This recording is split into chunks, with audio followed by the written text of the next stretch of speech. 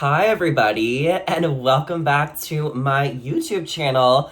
I missed you guys, but don't you not think that I was not gonna come on here to recap the finale of Bachelor in Paradise Season 10 and the reunion. So welcome back. Give this video a thumbs up. Remember to hit subscribe. I'm so excited to be back to chat with you guys about the finale, the winners, the engagement, and the two-part reunion. So let's get into it. You guys know I just got back from Greece. I got back last night, and I had a fabulous 8 days. It was truly the trip of a lifetime. I met some friends in Athens, and I saw the iconic Acropolis, and we went out and we met a lot of fun Greek people. It was really cool to learn about the culture. The food was good. It was so hot outside, which is amazing for swimming. Then we went to Mykonos and I met some other friends there, and I was wowed by Mykonos. It truly was so beautiful. The white streets with like all the buildings being white and everything. It was just gorgeous. I loved my hotel at the Sofia Village, and I just was obsessed with the partying in Mykonos, like the culture. It was a lifetime of an experience. I will go back to Mykonos every day the rest of my life if I can. And then we went to another island called Milos, which was really beautiful and low-key, and we took a beautiful catamaran, which was my favorite day ever because I love swimming in the ocean. And then I had to head back to Athens, and I spent a couple of my last days in Artemida, which is like the beach coastal part of Athens. And I stayed at this really nice guy's house who had like a village type of cottage vibe, and it was just stunning. But now I'm back in America, and I'm so excited to get back to all of the things, and there was a lot that I missed while I was in Greece, including the Bachelor in Paradise Season 10 finale. So that started off with the final 5 couples and Kathy and Keith finally self-eliminating themselves. I mean, Keith was trying to get off this island for weeks, and Kathy, who knew she would finally put her guard down, she was truly waiting until the finale to quit because that woman wanted to go all the way to the end. She did not want to miss a single episode of TV. And good for you, Kathy. And she made it clear that she was going to vote based on need before she went out of there, which definitely sparked some conversation at the reunion, which we will get to. But Kathy and Keith go home, which means there's one other couple that needs to go home, and everyone's deciding who they want to vote for. And Andrew and Alex have immunity because they won that challenge. So some people are like, are we going to vote for Jeremy and Bailey? We can't vote for Spencer and Jess. They're the strongest couple here. They're about to get engaged. So Jeremy and Bailey end up getting voted out, which I think made sense. They did have the most turmoil throughout their relationship. I thought Kat and Dale had a lot of drama too, but there was no way the producers were going to let Kat and Dale go home. Not that I'm saying that producers influence people's votes, but like, it's possible. So Jeremy and Bailey go home. Good riddance. And then we have our final 3 couples competing in a challenge, and Andrew and Alex win again, right? I don't know. Spencer and Jess, yeah, Andrew and Alex, I think they won for a second time. So everyone's like voting off, right? Like whatever. So then the jury comes back and has to decide if they're going to send Jess and Spencer to the finale with Andrew and Alex, or if they're going to vote off Kat and Dale. Who are they going to send home next? Because the jury comes back. Everybody comes back. So Leslie and Gary come back. Sean and Allyshia come back. All these people come back who were eliminated in couples, and they're going to vote who they want to send to the finale. And obviously, I think that Spencer and Jess would have been sent to the final 2 anyway, regardless of if Sean called out Kat or not. But that is what happened. And Spencer and Jess end up going to the final 4 with Andrew and Alex. And Andrew and Alex decide to pick an envelope out of the 3 envelopes that Jesse Palmer presented. And they win $125,000. And Spencer and Jess win $190,000. Good for them. But Dale and Kat go home because when Sean comes back, he basically makes this whole speech about how Kat snuck in a laptop, was messaging her ex-boyfriend, and how she's not here for the right reasons. And Allyshia backs Sean up, and it sends Kat into a spiral, and she starts crying. I thought what Sean did was very performative and petty. He was so mad that Kat was like downplaying their friendship, when in reality, Kat was just turned off to him playing Survivor in a game of Bachelor in Paradise. And I think Sean finally realizes that he like was being ridiculous and like extra when like nobody else was trying to play that game.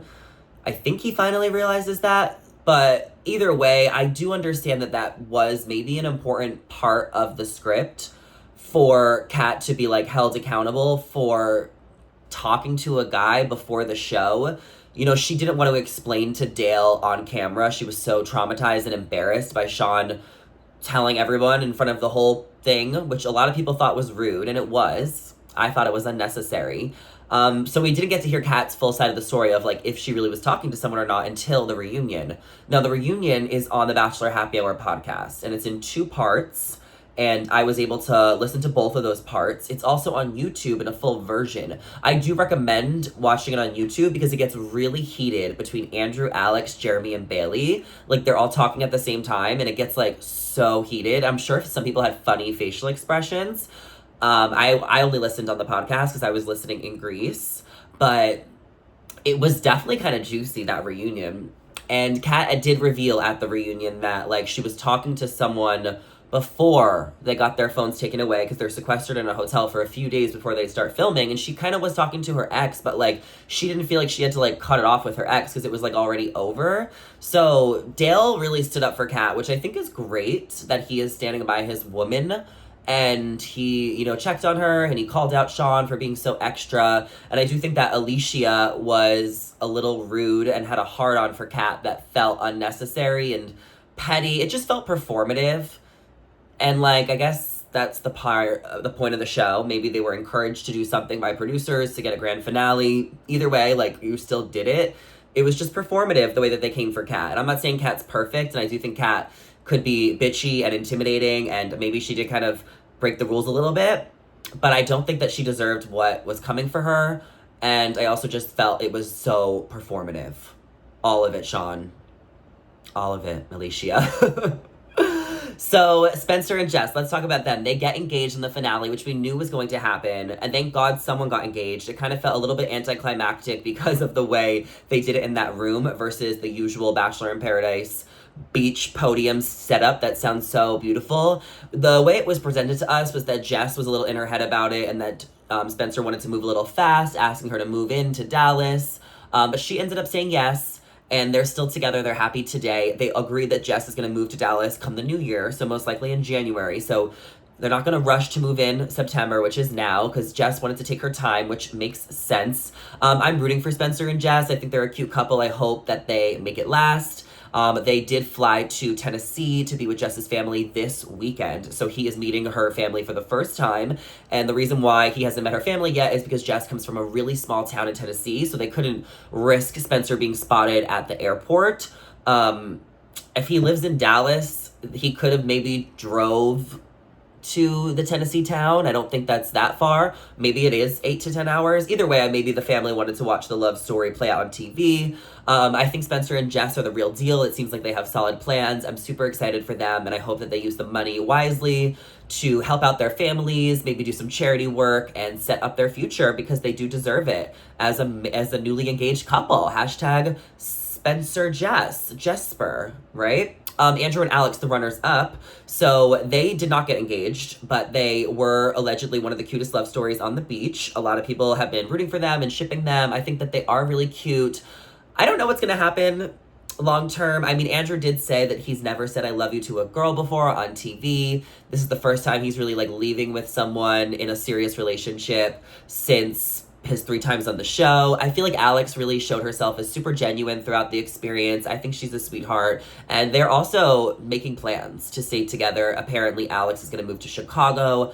Not sure when she's moving. I don't think they set a certain date, but it seems like Andrew and Alex are super committed and they have a lot of money which they're using to pay off Alex's student loans. And I think that's really sweet of Andrew to help her. And I also think that some people were like, what? Andrew makes enough money. He has been an influencer for years. I'm sure he makes more than $190,000 a year. So I'm really glad that Alex was able to get that off her back because she deserves it for being a super genuine person, going through this experience, putting herself out there. So we'll be following them to see what they do. Now, Kat and Dale, they got 3rd place because Dale lost that challenge. and they're oddly staying together. Kat lives in San Diego and Dale lives in New York, but Dale has definitely proven by his actions that he is sticking by Kat. I mean, he has made it very clear that he is supporting her and that he really likes her quirky side. I think that Kat is into Dale. Apparently, they've spent a lot of time together in San Diego while the show was airing, low key. I really just don't see them together. I like both of them, like, a lot. Like, I've met Dale a couple of times. I think he's great. Me and Kat have chatted. I love her. And I just, like, feel like they're different people. They definitely have presented themselves as a solid unit and shown that they are staying together and that it seems real.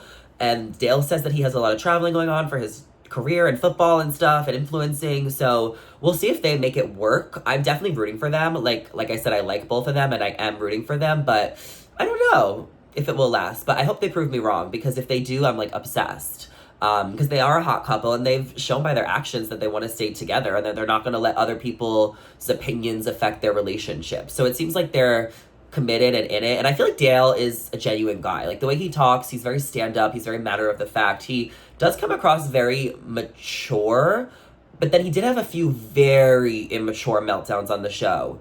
No one's perfect, but I hope that he is not spitting, like, all these, like, Bible references. You know, sometimes he talks so, like, high, like he's high above. He's like, I'm the most humble guy and I don't let things get to me. So I don't know, I feel like him and Kat are so different, but I'm rooting for them, right? Jeremy and Bailey, they were obviously voted out. They're staying together. They've been spotted a lot. Everyone knew that they were in Portugal together. They've been spotted in Williamsburg. They got a lot of flack this season for the way that Jeremy called Susie. I think looking back, it's really, like, not that serious of a thing.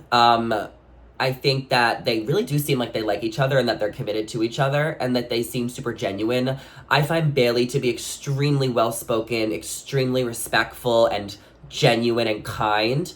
So I really hope that they make it last. They seem really happy together, and she lives in Atlanta. He lives in New York. I believe she's going to move to New York to be with him. I think that they're also, like, the real deal. I feel like they're going to spend a lot of time together and continue to grow their relationship. Like, I think that they're genuine, and I think that at the reunion, we saw a big conversation come up between Jeremy, Bailey, and Alex and Andrew. They got into a huge fight, and I felt bad for them because I knew that they were all, like, good friends and that it was a lot for them to, like, get backlash online for the whole phone call thing, because Alex got blamed a lot and Andrew wanted to defend his girlfriend, and Jeremy got a lot of flack as well, which, you know, is expected when you know, don't tell your girlfriend about the phone call, even though, like, they agreed that they weren't going to talk about it. I don't know. Everyone told Jeremy to tell her. He did do a good job, I think, originally of taking responsibility at the reunion. Like, he made it very clear that they've talked about it. He apologizes. He recognizes it. The one part where he lost me is when he was kind of coming out Alex.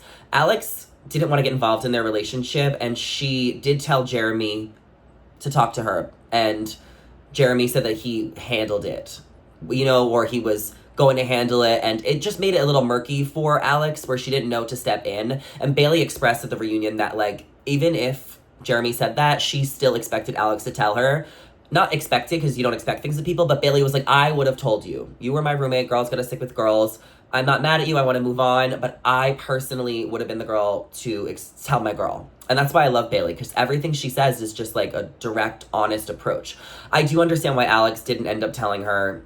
She obviously wasn't aware of the comments, and I think that they just had a lot to hash out at the reunion, and I think that they can move on.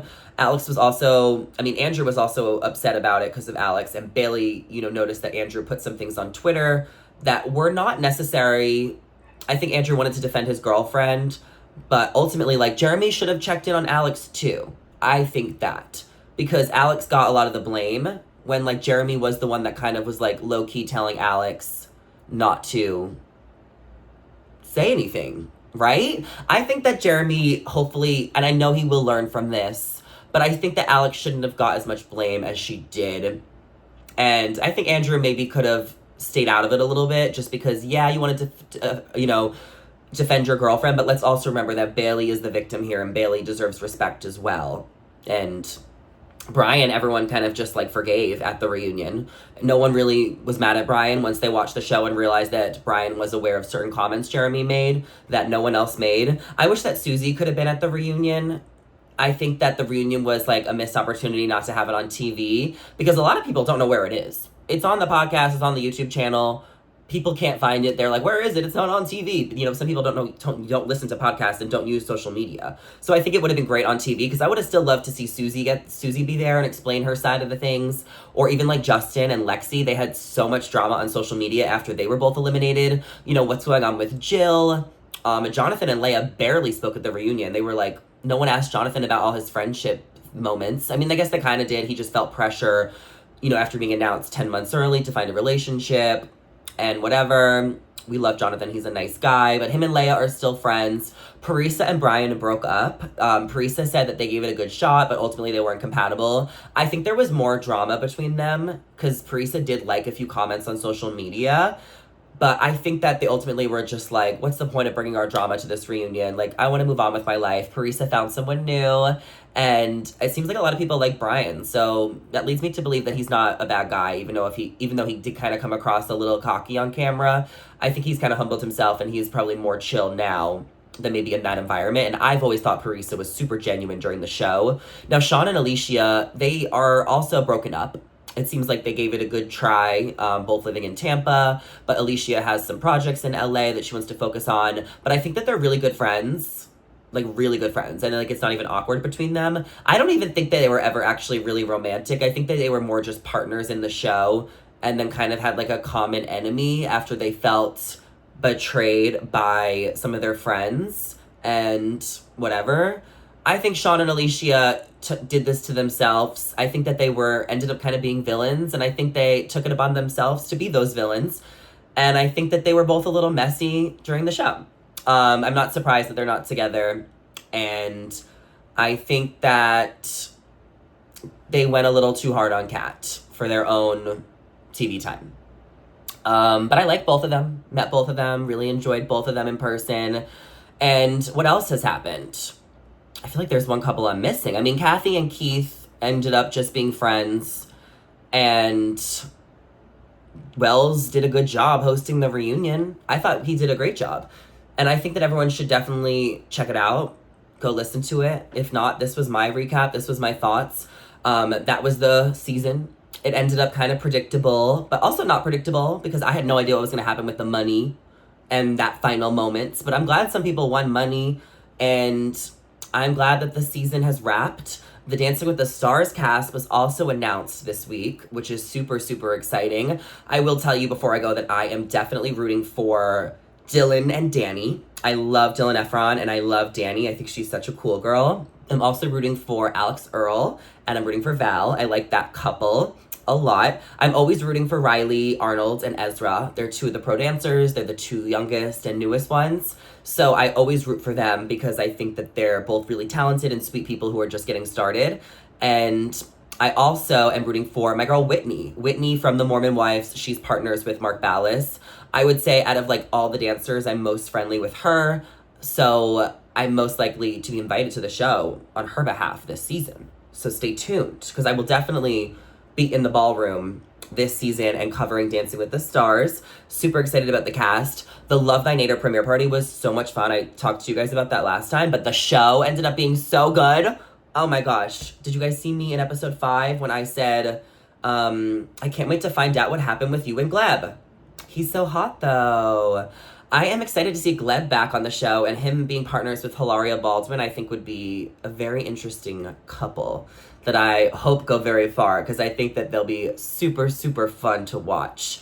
Now that I'm back in LA, I am just getting my bearings. Gotta go grocery shopping, unpack, and just get back into the swing of things. I'm so excited to be home and getting back to work. I am going to the Jonas Brothers concert tonight in LA, which is going to be so fun. My friend Rivette invited me, and I've never been to a Jonas Brothers concert in my life, which is crazy because I am a huge Jonas Brothers fan. I've been watching and listening to them for years. I love Camp Rock. I love all of their songs, and I definitely have a crush on Joe Jonas. So I hope that we have really good seats because I've been watching videos of Joe Jonas on my Instagram algorithm for months, and I'm excited to take one of my own because he is just so cute.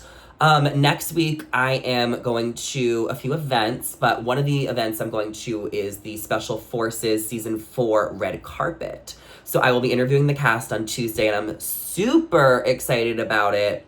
And I can't wait to see all those people and get to the tea. We'll be chatting a lot soon now that I'm back. So let me know your thoughts on Bachelor in Paradise Season 10 in the finale, the reunion. I hope I didn't miss any key parts. I feel like I did the best I could to summarize it off the top of my head. I did watch it in Greece like 5 or 6 days ago.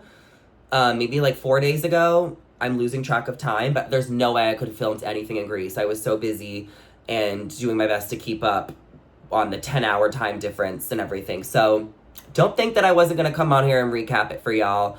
We'll be chatting more soon. Give this video a big thumbs up. Hit subscribe. And I'll see you guys in the next one. Bye.